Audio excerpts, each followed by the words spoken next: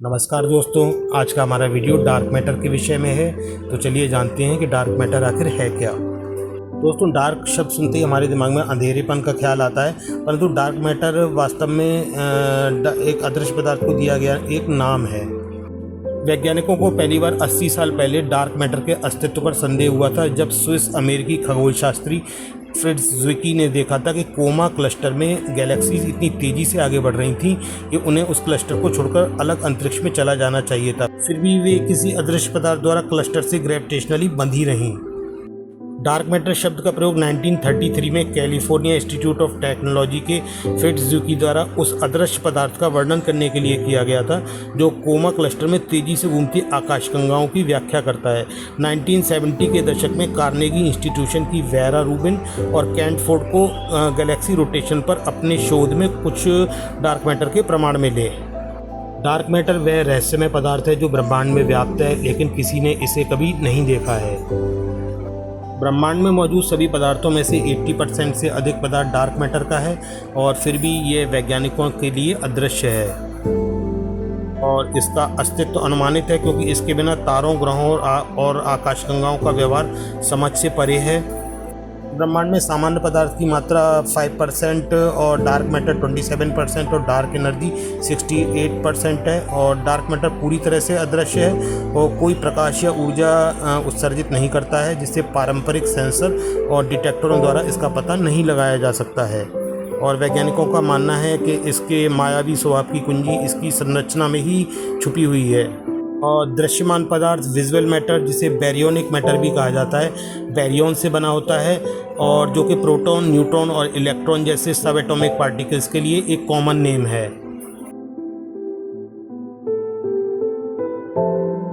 और वैज्ञानिक केवल अनुमान लगाते हैं कि डार्क मैटर किस चीज़ से बना हो सकता है, और यह बैरियन से बना हो सकता है, लेकिन ये गैर बैरियोनिक पदार्थ से भी बना हो सकता है, जिसका अर्थ है कि विभिन्न प्रकार के कणों से मिलकर बना हो सकता है। अधिकांश वैज्ञानिकों का मानना है कि डार्क मैटर में गैर बैरियोनिक पदार्थ होते हैं, और प्रमुख उम्मीदवार विम्प है, जो कि कमज़ोर रूप से परस्पर क्रिया करने वाले विशाल कण हैं, और विम्प का अर्थ है वीकली इंटरैक्टिंग मैसिव पार्टिकल्स, जिससे ये डार्क मैटर बना हो सकता है। विम्प के बारे में माना जाता है कि वे प्रोटॉन के मास से 10 से 100 गुना तक बड़े पार्टिकल हो सकते हैं। हालांकि सामान्य पदार्थ के साथ तो उनकी कमज़ोर अंतःक्रिया उन्हें पहचानना चुनौतीपूर्ण बना देती है, क्योंकि वो सामान्य पदार्थ के साथ इंटरेक्ट नहीं करते हैं। और इनमें से एक पार्टिकल न्यूट्रालिनोस है, जो कि इमेजनरी पार्टिकल है, जो न्यूट्रिनो से भारी और धीमे होते हैं, और ये टॉप उम्मीदवार हैं, और हालांकि उन्हें अभी तक देखा नहीं गया है। और न्यूट्रिनो एक और कैंडिडेट है, और न्यूट्रिनो ऐसे कण हैं जो नियमित पदार्थ नहीं बनाते हैं। और दोस्तों, न्यूट्रिनो की एक नदी जैसी सूर्य से बहती है जो पृथ्वी तक आती है, लेकिन क्योंकि वे शायद ही कभी सामान्य पदार्थ के साथ प्रतिक्रिया करते हैं, वे पृथ्वी और उसके निवासियों के बीच में से होकर गुजर जाते हैं, और हमें इसका पता भी नहीं होता। और न्यूट्रिनो के 3 प्रकार ज्ञात हैं, और चौथा है स्टेराइल न्यूट्रिनो, डार्क मैटर के कैंडिडेट के रूप में प्रस्तावित है।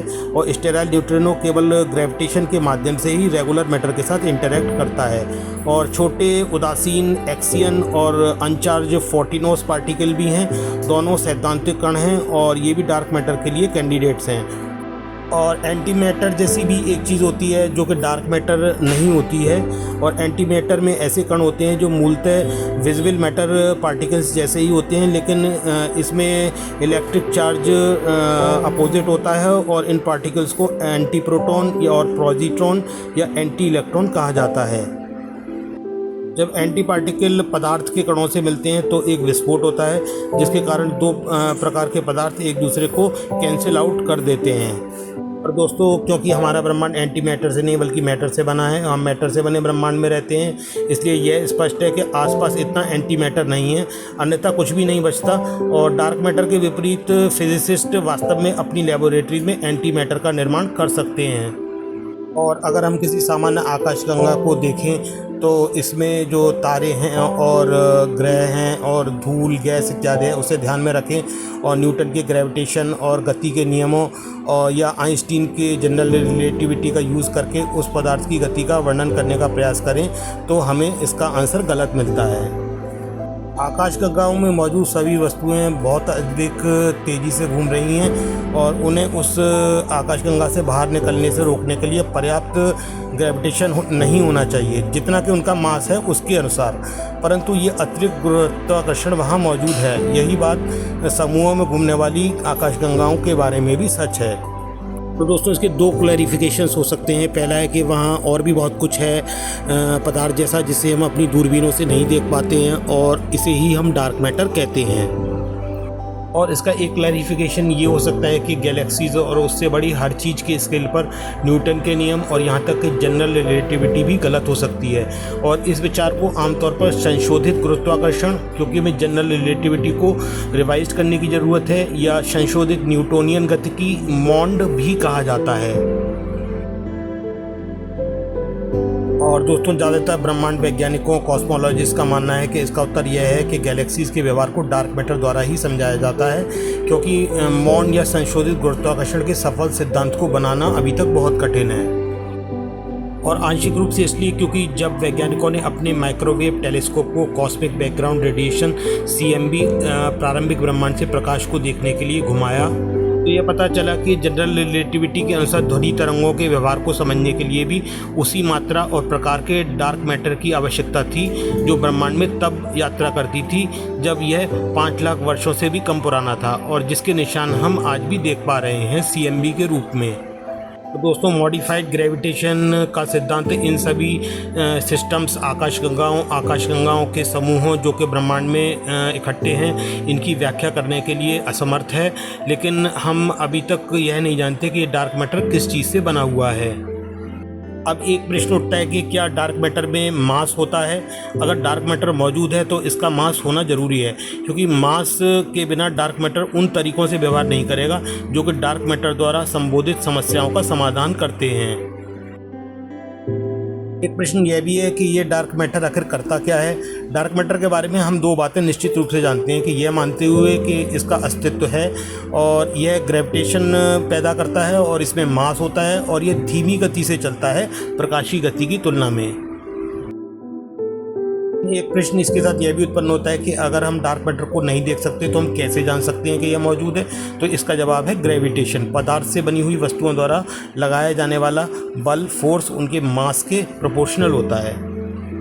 और 1920 के दशक से ही एस्ट्रोनॉमर्स ने अनुमान लगाया है कि ब्रह्मांड में जितना हम देख सकते हैं उससे कहीं ज़्यादा पदार्थ मौजूद होना चाहिए, क्योंकि ब्रह्मांड में जो ग्रेविटेशनल फोर्स काम करते दिखते हैं वे सिर्फ विजुअल मैटर की तुलना में ज़्यादा मजबूत दिखाई देते हैं। और आप स्लाइड में देख सकते हैं कि यूनिवर्स का कंपोजिशन कि डार्क मैटर 27% है, डार्क एनर्जी 68% और नॉर्मल मैटर जिसे हम देख पाते हैं, जिसे विजुअल मैटर भी कहते हैं, वो 5% है।